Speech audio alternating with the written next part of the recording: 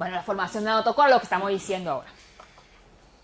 Esto es la placa. Esta notocorda luego al final, en estas mismas semanas, empiezan a elevarse la notocorda. Esas rayitas se empieza a elevar y empieza a formar esto que está aquí, que es la placa neural. Ella induce la formación, ellas son las somitas.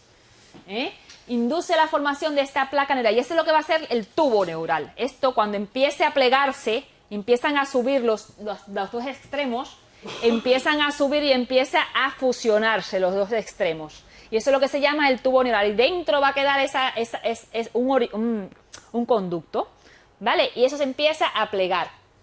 La placa neural se invagina para formar el suco neural.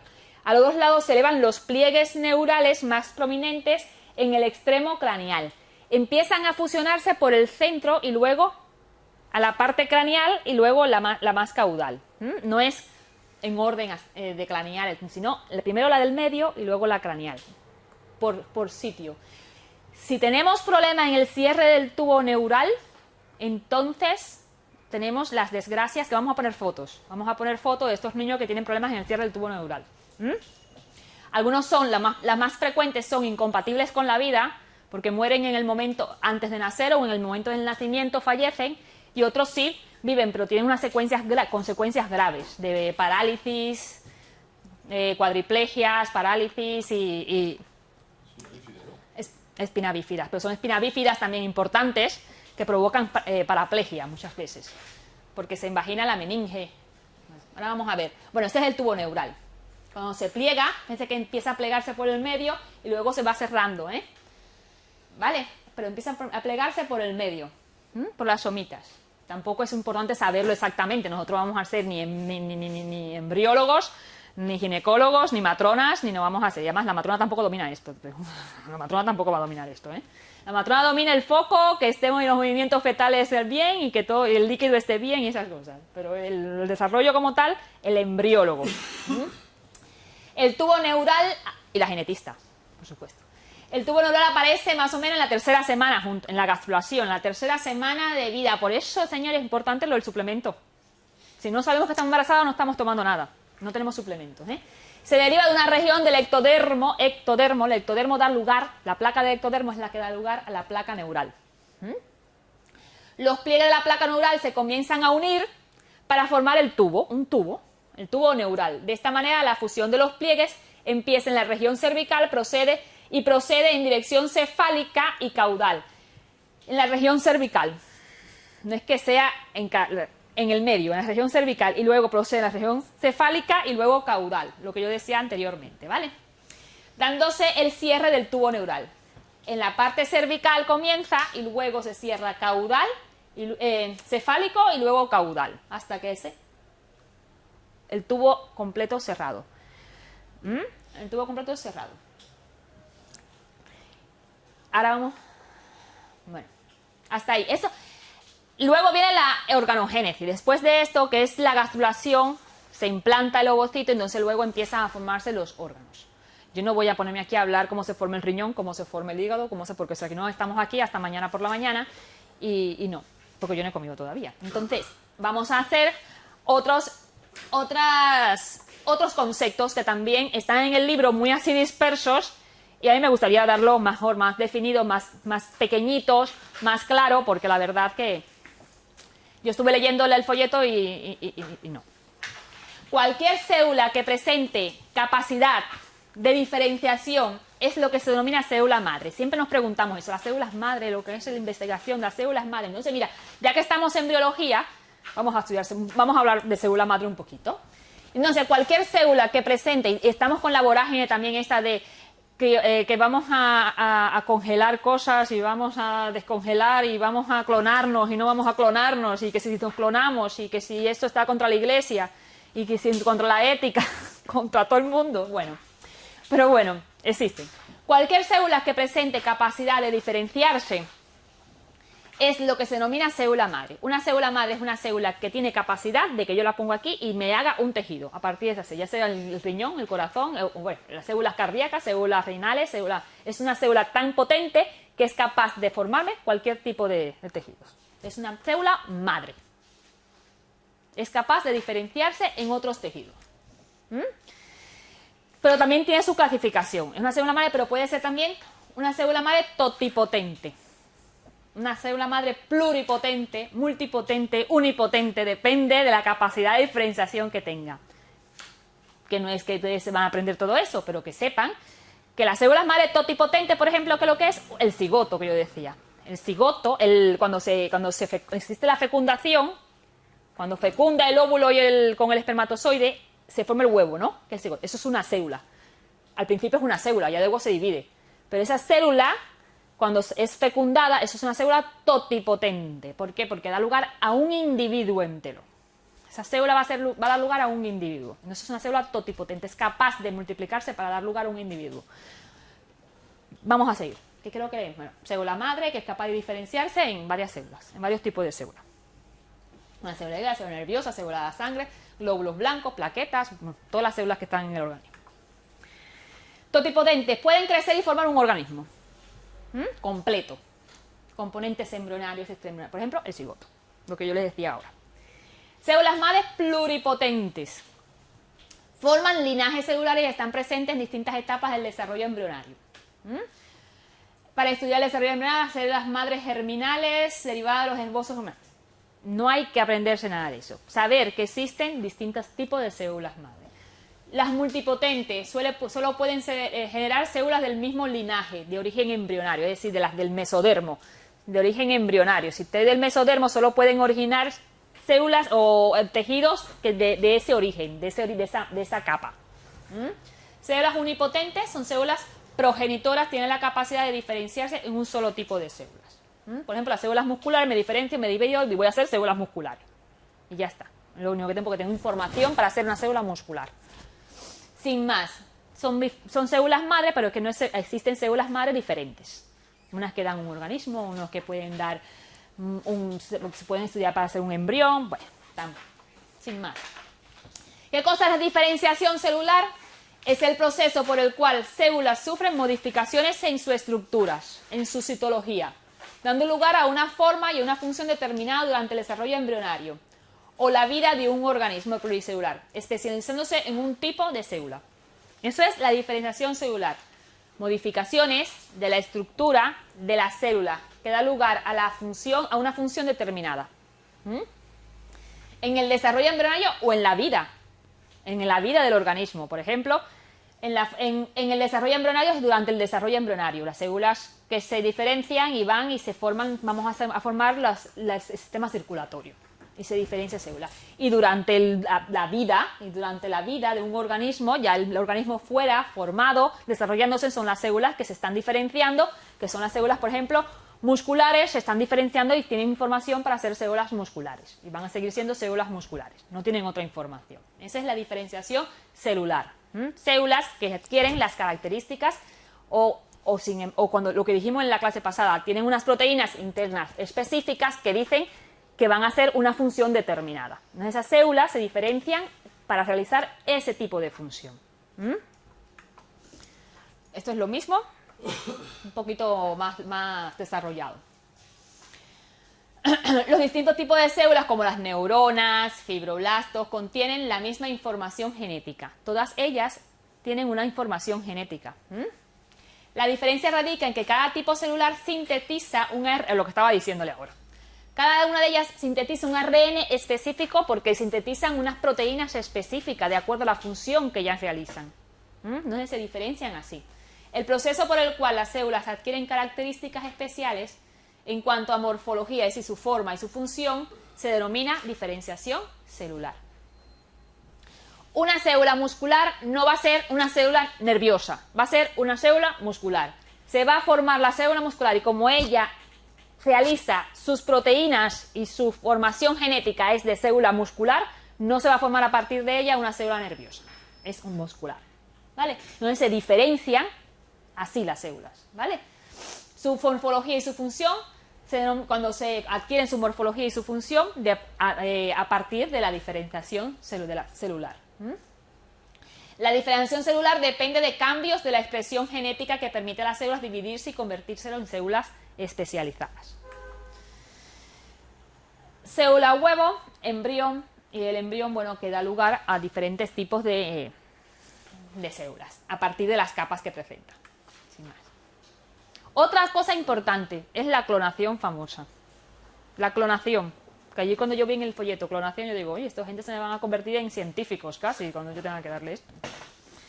Clonación de células madres. El resultado de una clonación, ¿qué cosa es? Un ser vivo genéticamente igual al ser vivo al que se le cogió el núcleo. Si yo cojo, lo único que tienes que hacer es, tú tienes que extraer, tú tienes una célula con su núcleo, ¿verdad? De, no sé, una célula nerviosa. Y coges a una célula muscular. Esa célula nerviosa tú quieres transformarla en muscular. Y agarras, le quitas el núcleo y le pones el núcleo de una muscular. Porque le quitas la información genética, ¿no? Y le pones el núcleo de una muscular. Y entonces se supone que esa célula se convierta en célula muscular. Lo que dé origen sean células musculares. Un ser vivo genéticamente igual al ser vivo del que se le cogió el núcleo. Porque lo que se coge es la información genética. No puedes cruzar dos individuos, porque si cruzas algo que formas un monstruo. Tienes que coger la información de uno, sacarle el núcleo del otro y meter la información de genética donde estuvo la información genética de la célula que tú querías transformar o formar. ¿Vale? Entonces, ¿por qué es posible la translación? Porque todas las células somáticas llevan toda información genética en su núcleo. Y como no están en otro sitio, le quitas el núcleo a uno y se la pone a la otra. Y así, intercambian los núcleos y clonas. Ahora hay que tener cuidado. No se puede hacer así, pues así. Está la oveja Dolly, que es un éxito en la clonación de un organismo completo. Que se murió después, pero que se logró. ¿Por qué se necesita un óvulo? Toda célula adulta olvida su origen y al realizar un cultivo y clonarla, solo se obtienen células especializadas como ella. Es decir, si yo cultivo este tipo de células, solo voy a obtener células como ella, ¿verdad? ¿Verdad? Para obtener un nuevo ser debemos reprogramarla. Reprogramarla, la célula insertando su núcleo en un citoplasma de una célula reproductiva. Una célula reproductiva. Por eso se necesita un óvulo. Estas son cosas que ustedes si quieren las saben, si no las tienen no las saben. Los fines de la clonación, investigación y a veces de tratamiento también. Tratamiento. Células madres embrionarias. Reproducción, obtención de un individuo genéticamente igual al donante del núcleo celular. Tenemos la célula adulta, le quitamos el núcleo y ponemos la fusionamos, le ponemos el núcleo de la célula. El embrión, mórula, blastocisto, no sé qué, y formamos un individuo. El óvulo, quitamos el núcleo al óvulo que tenemos. Yo quiero hacer uno idéntico a mí. ¿Y qué hacemos? Me cogen la información genética mía, mis genes, mi información que están en mis células, mi información genética, y la metemos, pero ¿qué pasa? Que yo quiero formar un individuo completo, ¿no? Yo no quiero hacer una célula, yo cojo mi información genética, le quito a un óvulo, a un cigoto, le quito, un ovocito, mejor dicho, a un ovocito, le quito el núcleo y le pongo el núcleo de mis células, con mi información genética. Entonces lo que hago es que ella hace una clonación con mi información genética, que te lleva mi información genética. Pues hijo, pues nada del otro mundo tampoco, ¿eh? Eso está prohibido, yo lo prohibiría. Ahí dicen que hay personas que están congeladas con la cosa de hacer todos estos tratamientos, y hay otros que se quieren clonar también, y están sobre todo las personas con dinero, que quieren vivir una segunda vida mejor.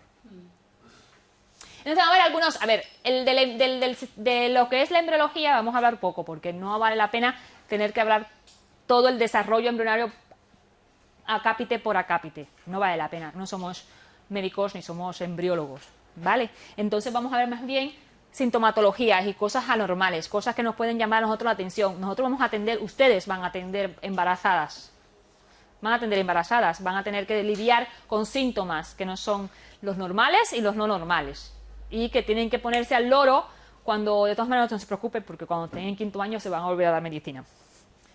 Pero hay que estar al loro con los síntomas que presenten las embarazadas cuando lleven la consulta, y cómo hacer las cosas, de acuerdo al diagnóstico que tengan, si tocar mucho, si no tocar, bueno, a ver, ¿no? De todas maneras no vamos a hablar si tocar o no tocar, vamos a ver algunas patologías y algunas cosas de esta del tubo neural, el cierre del tubo neural y eso. Placenta previa. ¿Ustedes saben lo que es la placenta previa? Sí, mira. Es muy frecuente la placenta previa. Es una etiología muy frecuente. Y no es más que la implantación fuera de lo normal de la placenta. Fuera del sitio normal se implanta la placenta. Es una complicación del embarazo en la que la placenta se implanta y desarrolla en el segmento inferior del útero. Tan inferior que cuando el niño va creciendo va empujando y no se provoca sangramiento en la mujer. La placenta no es más que... La placenta se denomina previa porque antecede la presentación a partir de la semana 20 de la gestación. Es decir, que está por delante del niño. Entonces el niño va empujando y va haciendo sangrar a la mujer. ¿Que hay diferentes tipos de placenta? Sí, mira la placenta aquí. La placenta normal, mira dónde está. Y la placenta previa está aquí. En este caso es oclusiva total. Son diferentes grados de placenta previa. A ver si lo tengo más adelante, si lo he puesto. ¿No ves? Aquí está la placenta. Y aquí no debe de estar. La palma de abajo no puede estar. No se ha encontrado causa específica de las causas que pueden hacer que la placenta se implante tan abajo. Pero la principal hipótesis está relacionada con la vascularización anormal del endometrio. ¿Qué pasa? Que el niño busca donde está mejor irrigado y donde tenga mejor condición el endometrio, ¿verdad? Si encuentra que hay más vascularización en este sitio, intenta implantarse en ese sitio, el niño, que es donde se forma la placenta, donde está mejor vascularizado. También puede ser, por ejemplo, por cicatrices. Úteros con cicatrices también puede provocar una implantación normal, una vascularización anormal del endometrio, capa interna del útero, por cicatrices del revestimiento del útero, por ejemplo, por traumatismos, hay cesáreas anteriores, tienen cicatrices por cesáreas anteriores, cirugías, infecciones, a pacientes que han tenido anteriormente infecciones ginecológicas, las promiscuas, que tienen muchas infecciones genitales, porque las infecciones genitales ascienden hacia el útero y hacia las trompas. Las bacterias y los virus pueden ascender hasta las trompas. No se provocan cicatrices en todos los órganos genitales. El trastorno puede deberse también a múltiples embarazos previos, gemelos que son múltiples también, gemelos, trillizos, edad materna avanzada, es decir, que las madres con edad materna avanzada también tienen riesgo o tienen más probabilidad de desarrollar una placenta previa. El tabaco, úteros que están anormalmente formados, hay úteros que son en herraduras, hay úteros que son bicórneo y hay úteros en tubo, que hay malformaciones uterinas que pueden también provocar ese tipo. Fecundación in vitro, las fecundaciones in vitro también pueden alterar la implantación de la placenta. Bueno, es desconocida, pero se supone en las hipótesis esta. Entonces, uterinas, todo esto. Cesáreas, legrados, multiparidad, año mayor de 35 años, miomas. Hay pacientes que tienen miomas uterinos, miomas son los fibromas, famosos fibromas, que también pueden provocar. Y causas placentarias, todas aquellas que favorezcan el aumento de tamaño. Y bien, en su superficie de implantación, por ejemplo, una reducción del riego sanguíneo, útero placentario, embarazo gemelar, eritroblastosis, son enfermedades. Tabaquismo, las drogas, cocaína. Los tipos de placenta. Placenta baja, borde de la placenta se encuentra en el segmento inferior, pero no alcanza el orificio cervical interno. No ocluye, no alcanza, está baja, pero no llega al borde del edificio. Placenta marginal alcanza el orificio cervical. La placenta previa parcial, esta ocluye parcialmente el orificio. Y la total, la placenta se localiza, la total o central, que es completamente, esta está, por supuesto, está contraindicado en estos tipos, en estas dos, está indicada la cesárea. No puede parir normal, porque si no provoca sangramiento masivo y puede comprometer la vida de la mujer, de la embarazada y del niño. Entonces lo que está indicado completamente es una cesárea. Eso si no hay una complicación antes. Si no hay una complicación antes, que la complicación no es más que el sangramiento. El niño al crecer, presiona y produce sangramiento, que es lo que ya es el cuadro clínico de placenta previa. El embarazo anormal. Embarazo ectópico. ¿Qué significa la palabra ectópico? Fuera de lo normal. El embarazo ectópico pueden estar, mira dónde puede ocurrir el embarazo. Mira la gástrula donde está metida, pobrecita. y ese está grande ya. Pues puede haber embarazos en mogollón de sitios. Por ejemplo, en el ovario, embarazo ovárico. Está en las fimbrias, ahí, pegadito ahí al principio, en el embarazo tubárico, en las trompas de falopio, que son las trompas de falopio, que se cruza con sangramiento, con dolor fuerte, cuando ya, porque como son unos tubos estrechos, cuando son pequeñitos no hay síntomas alarmantes, pero cuando ya va creciendo no hay espacio, y entonces empiezan los síntomas, entonces, Incluso aquí afuera también, en lo que es la parte de la grasa del órgano. También falta aquí abdominal. En el abdomen, ya ustedes dije que el ovocito cuando sale, el ovocito, el óvulo, cuando sale a la cavidad abdominal y es captado por la fimbria. Pues en la cavidad abdominal si se queda, y también puede ser gestado o fertilizado, y entonces puede crecer en la cavidad abdominal suelto, fuera suelto en la cavidad abdominal, en el peritoneo. Entonces las masas incluso puede llegar a crecer. ¿Por qué? Porque como tiene capacidad puede llegar a crecer, pero las formas fetales son muy palpables, porque como no está recubierto por el músculo, que es el útero, que es una masa muscular, entonces las formas del feto son muy palpables, se nota mucho la forma del feto. Además de que tiene mucha complicación, porque la placenta ¿dónde va a estar adherida? A cualquier órgano o cualquier asa, entonces tendría más problemas. Y también puede ser cervical, en el cuello uterino, muy abajo, y puede ser cervical, abdominal, pero el 95% son en las trompas de falopio. No son cráneo. Estas son consecuencias de un cierre precoz o un cierre anormal del tubo neural. Esto es un encefalomeningo. Este, por supuesto, no es compatible con la vida. El niño puede nacer vivo, pero luego fallece. Esto es un niño que ha fallecido.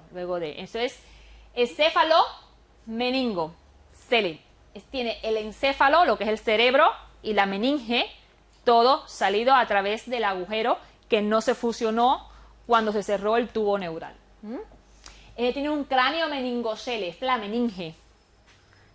Las meninges, el cráneo no se fusiona y entonces el cráneo se queda abierto y la meninge sale hacia afuera. Las meninges, por eso meningo de meninges.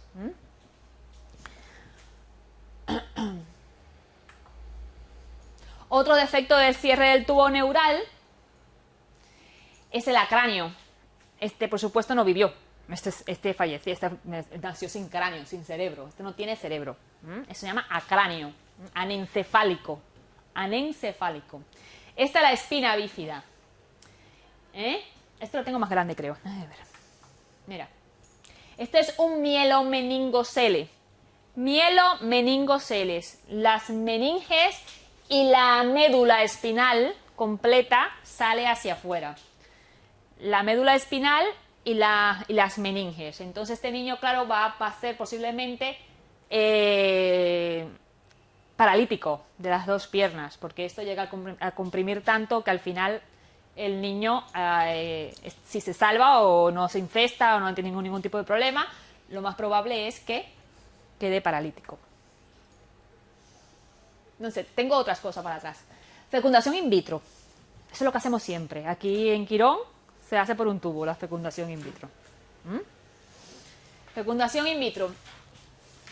Lo que se hace en la fecundación in vitro es estimular a la mujer que produzca folículos, es decir, que le inyectan lo que normalmente secretan ella en la cabeza, que yo dije la FSH, la hormona folículo estimulante, lo estimulan para la formación, mediante unas inyecciones que le ponen, para la formación de folículos. Entonces hace la mujer muchos folículos. Entonces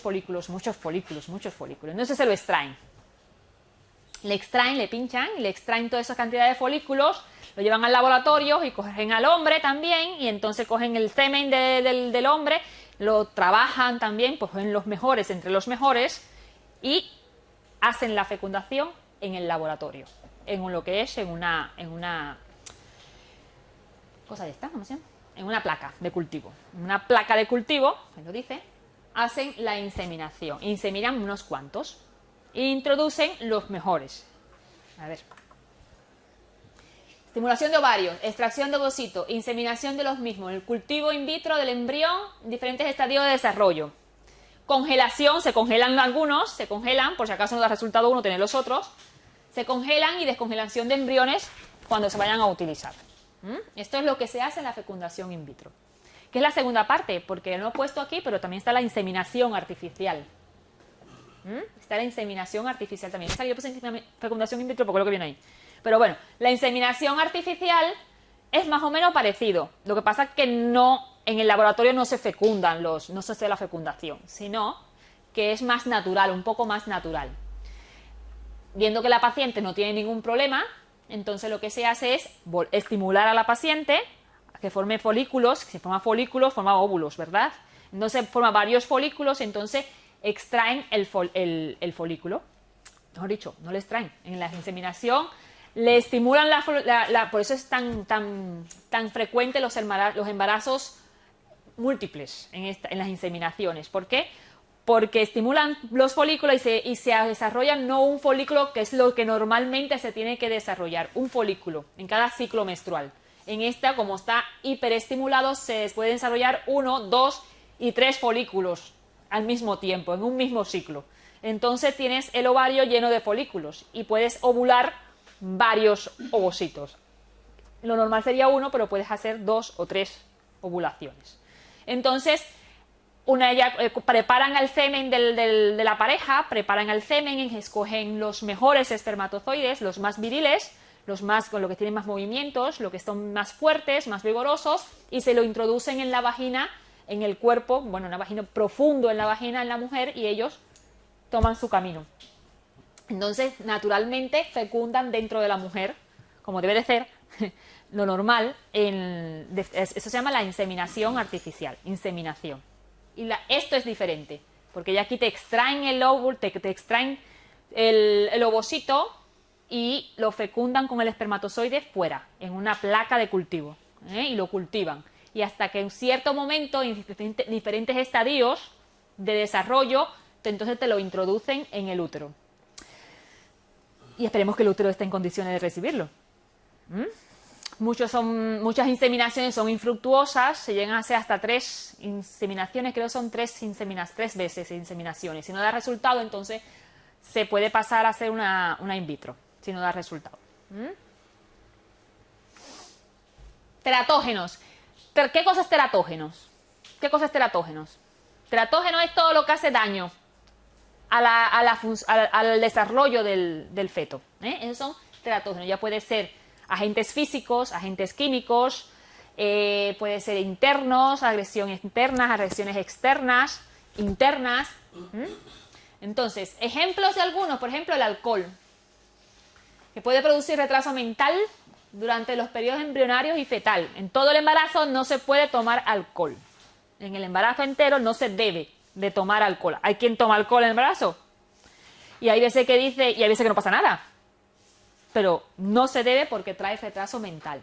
Muchas embarazadas no saben que están embarazadas y llevan una vida normal y beben vino y alcohol y lo que venga. Y han parido normal. Pero está el síndrome del alcohol fetal. ¿Qué es este? El desarrollo de la dentición, por ejemplo, puede verse afectada por las tetraciclinas, que es un antibiótico. Y no se las tetraciclinas están completamente contraindicadas desde las 18 semanas desde los 18 semanas hasta los 16 años de edad incluso. Porque después que nace el niño le das tetraciclina y se ponen amarillos los dientes. Ya el niño. Y en el embarazada están completamente contraindicados. Todo el embarazo. En todo el embarazo están contraindicados la tetraciclina. Las alteraciones ambientales en las primeras 2 semanas de desarrollo, las alteraciones ambientales, rayo X, pasar por algún sitio donde haya muchas radiaciones, cosas de esta, matan al feto, o provocan un aborto, o no ocurre ningún problema por las propiedades totipotenciales de las células embrionarias. A lo mejor puede ser que pase desapercibido, pero un ataque teratogénico ambiental en este periodo, el avión, por ejemplo, a veces te contraindican el avión cuando estás embarazadas, cuando estás a punto de parir o cuando estás al principio del embarazo por estas cosas. Ya después, mejor, pero en el primer momento del embarazo, por los problemas ambientales, en este momento, en los 2 primeros meses, estás formando todas las estructuras. Entonces, pero bueno, dicen que por las células totipotenciales tendrán tantos poderes puede ser que pase desapercibido. Pero, por ejemplo, unas radiaciones de rayos X en estos momentos están completamente contraindicadas, porque provocan malformaciones, sí o sí. ¿Mm?